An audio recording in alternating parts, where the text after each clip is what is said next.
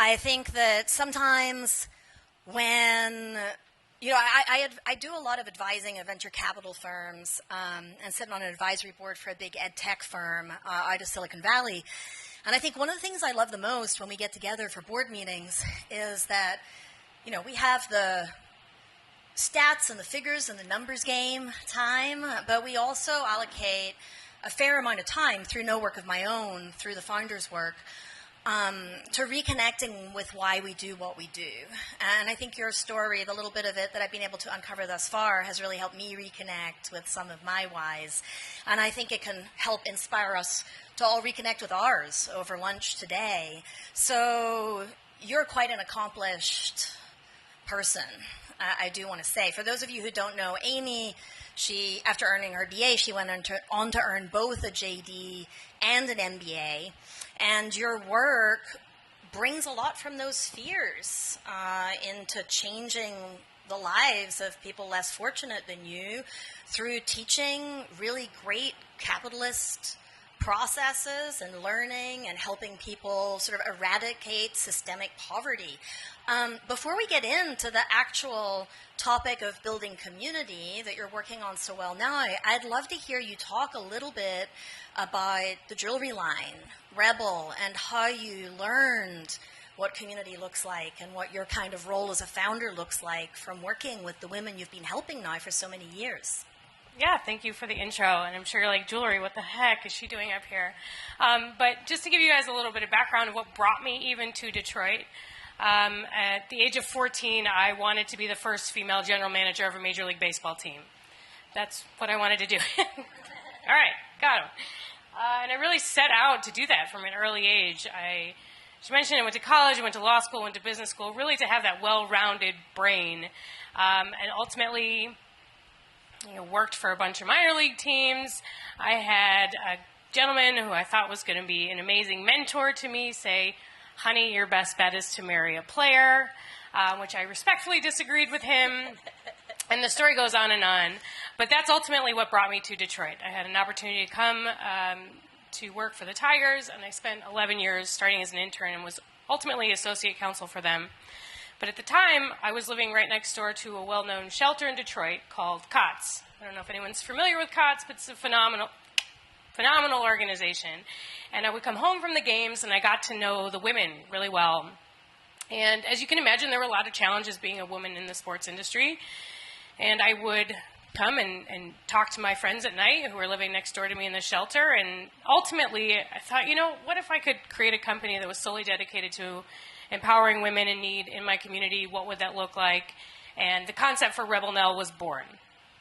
So Rebel Nell is a social enterprise, women-owned business in Detroit. We exist to provide employment opportunities, wraparound support for women with barriers to employment. We're at 9 local shelters that we hire from.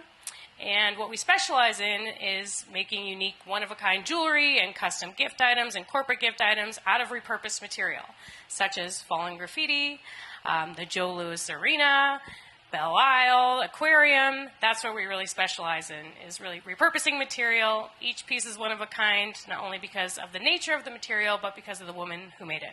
So that's Rebel Nell. Yeah, can you maybe share one of the stories of a woman, without necessarily identifying her, that you've seen her life really transformed through this opportunity of mentorship and learning and becoming involved in a business? Yes, when I'm fortunate, it's not always a sunshine and roses. It's very challenging work. But I'm really proud of the fact that we've hired 36 women to date and have graduated 32 into the traditional workforce. And now we're really putting our pants on to scale and grow into a nationally recognized brand. But I go back to thinking of the first 3 that we ever hired, how transformative it was and incredible to be a part of their journey. And I'll never forget, we had this moment. We were selling at the Rust Belt. You guys familiar with the Rust Belt in Ferndale? And we had no money at the time. We couldn't afford a real booth space. We got the one that was basically the coat closet right by the exit. It was sub-zero. And this woman came in and she was looking at our jewelry, and she said, "Wow, that's absolutely beautiful." And we told her the price point. It was a more expensive item, and we didn't get a chance to tell her the story. She was on the move, quick shopping, and she turned around and said, "Okay, I'm going to think about it." And Patricia was working with me. She was one of our first employees at Rebel Nell. And I said, "Hey, don't take that personally. That's what people say. You know, I'm going to think about it, but we all know that means they're probably not going to come back around." Sure enough, the woman came back an hour later and said, "I can't stop thinking about this piece." And then we had the opportunity to share the story. It was made from fallen street art, and this is the reason our company exists. And she said, "Well, I just have to have it." So she bought it. Patricia signed the back of the card. They took a picture together, and then as soon as the woman left, Patricia, I remember, she just collapsed on the ground crying. And her 2 kids were working with her, because it's part of the program. You have to learn to pitch your product. You can learn to pitch yourself. And her kids came out and were like, Mom, it's okay. Like, why are you so sad?" And I even get choked up every time I tell the story. But she said, "Amy, I made that piece. That was me. I did it." And I said, "Yeah, it's amazing. And now that woman gets to wear it and feel empowered just because you had the beauty and the vision behind each piece."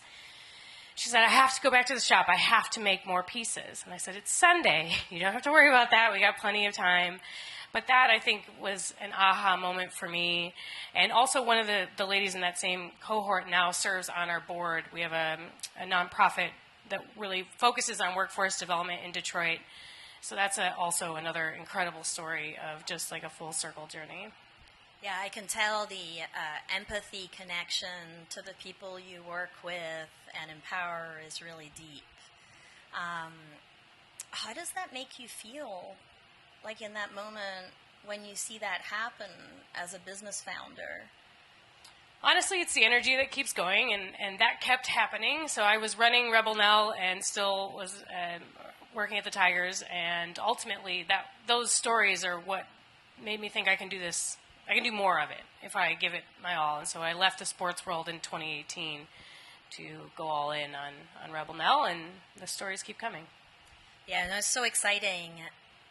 And, it sounds like the lessons you've been learning about community building and individual ownership, which I see are things that a lot of real estate investors here care about, right? We've got people we'll get to hear from later this afternoon, like Scott Goodman, who cares about integrity and knowing that creativity is so important because the cutting edge is already dead and we have to see bigger and dream bigger and do bigger.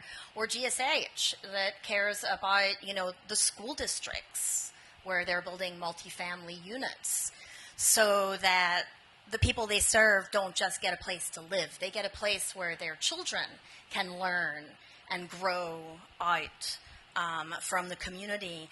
And I can't help but imagine that you working with these women and having that time on the ground, like I do want to encourage everybody to come by and visit you all if you're in this area. Next time I'm in the area, I definitely will.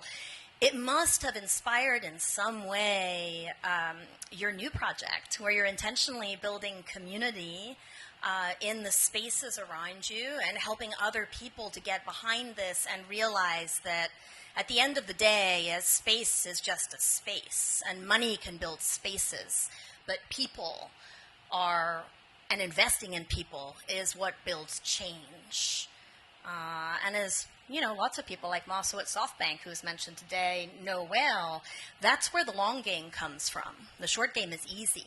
The long one is the one that keeps playing after we are long gone. So tell us about this community project and what you've been doing to sort of rally the people around you at the moment. One of the things I've always been grateful for, as I mentioned in my earlier journey of what brought me to Detroit, is Detroit gave me an opportunity at my dream. And I've always been grateful for that. I got the opportunity to come here and to work in sports. And I've been very connected to the community ever since then. And in 2014, we moved. I lived downtown for a while and got one of the apartments and did very well selling it and moved to a neighborhood called Boston Edison. It's a very historic district in Detroit. You're my buddy. We know a lot of things in St. Clair. And what I missed, it's a great neighborhood. There's multi-generational families there, and it's just a beautiful place, and there's just so much history. But we didn't have a place to gather. There's so many amenities. It's also the epicenter of the 67 rebellion, and so much had been wiped out.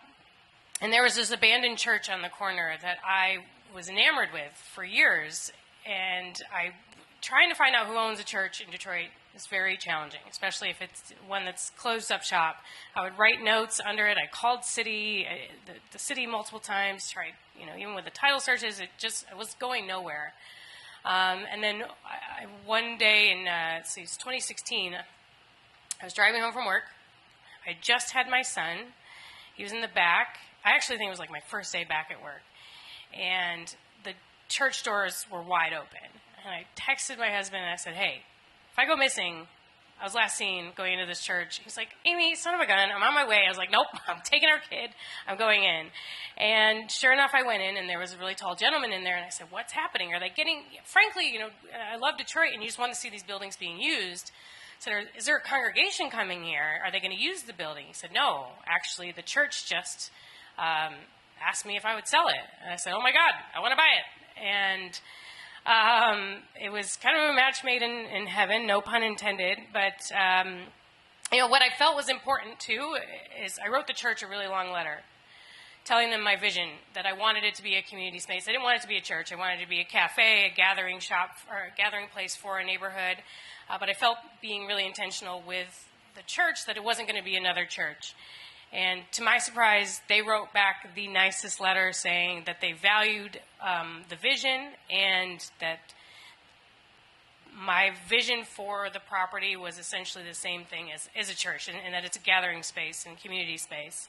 So in 2020, so we officially opened the doors. So the place is called The Congregation. It's an abandoned coffee shop it's an abandoned church that's now a cafe and coffee shop and a community center in the middle of the Boston Edison neighborhood. It took us 3.5 years to open. We opened it March 6th of 2020, crushed it on the timing. And it was very wild. You think back on it, there were 150 people packed into this place. We had the mayor there, half a city council was there, because it was just very special. But no one realized 9 days later we'd have to shut everything down, let everyone go. But now we're still there. We're doing very well. There's a lot of community programming. I highly recommend coming out to one of our house music nights and Thursdays. It's really wonderful.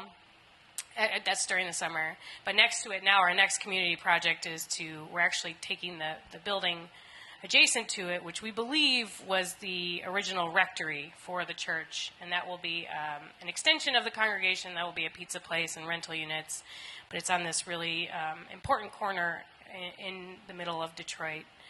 So that's next. Knock on wood. Well, you weathered a pandemic.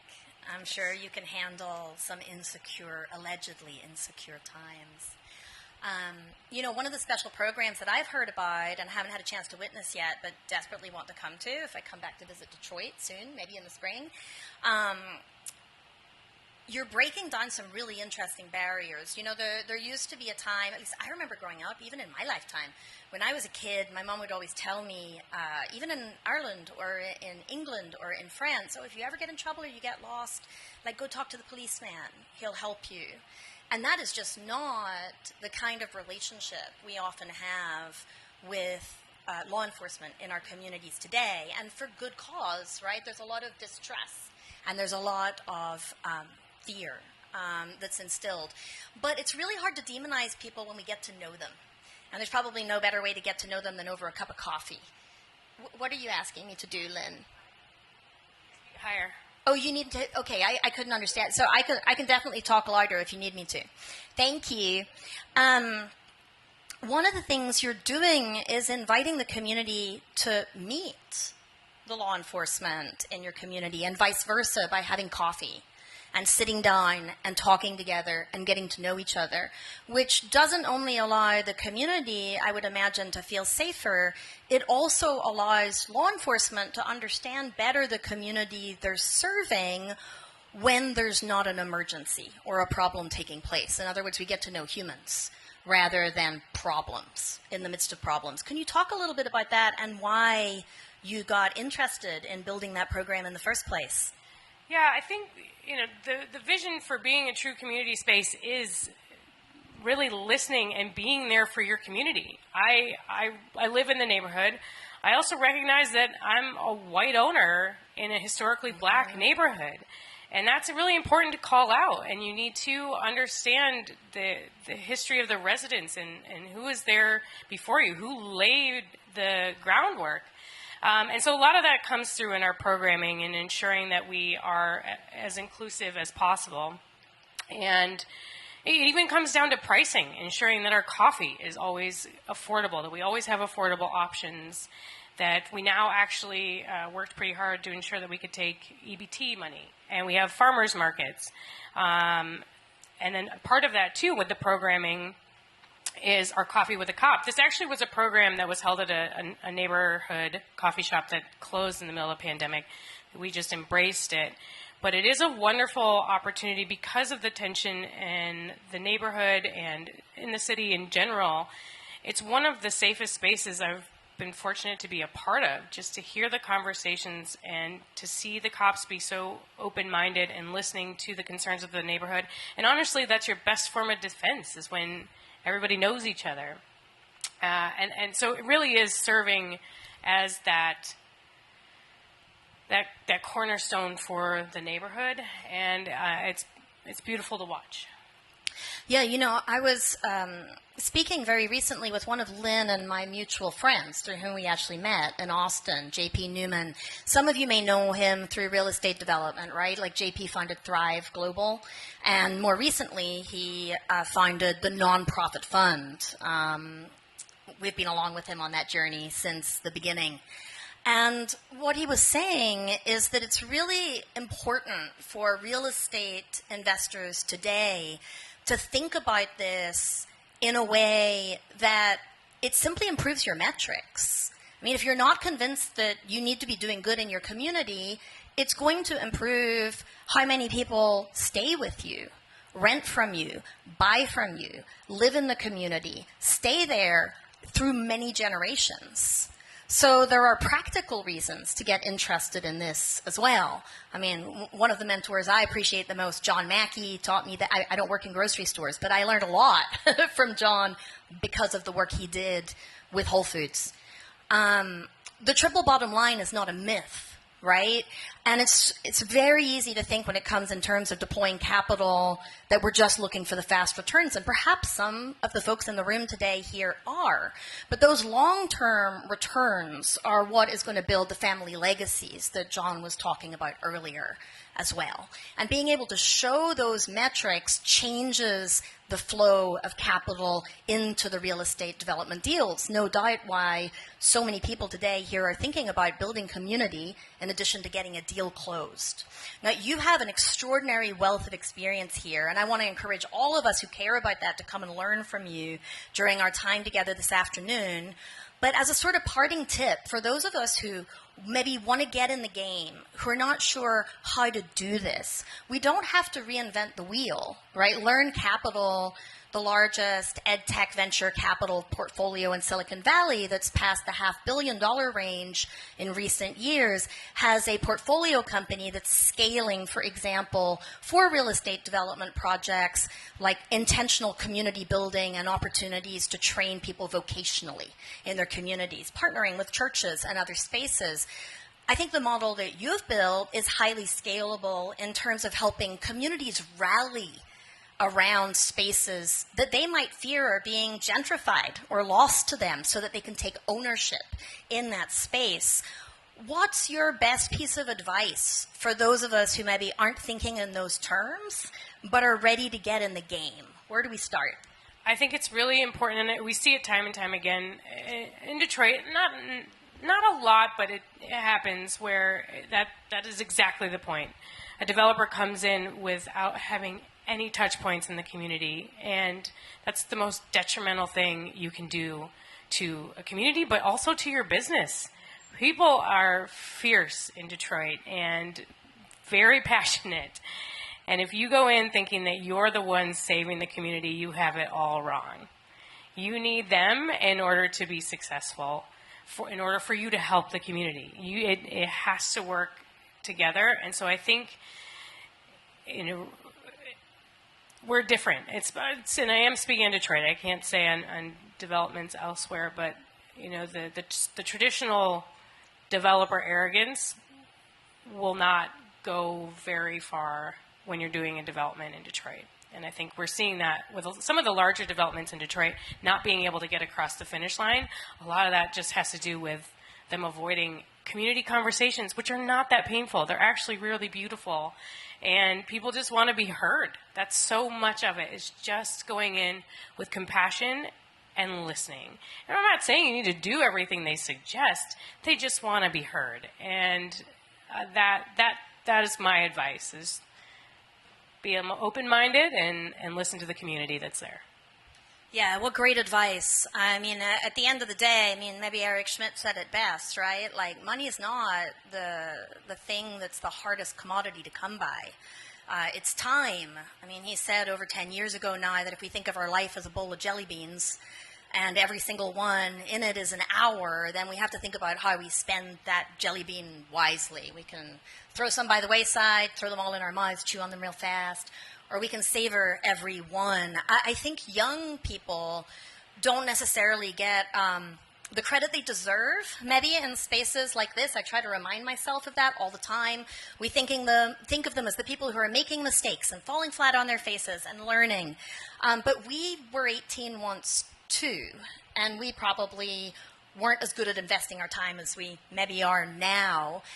And yet, young people from groups from Breakout to Nexus or Summit Series, young investors are getting really interested in that human capital, in moving into spaces and connecting with the people before the capital is deployed.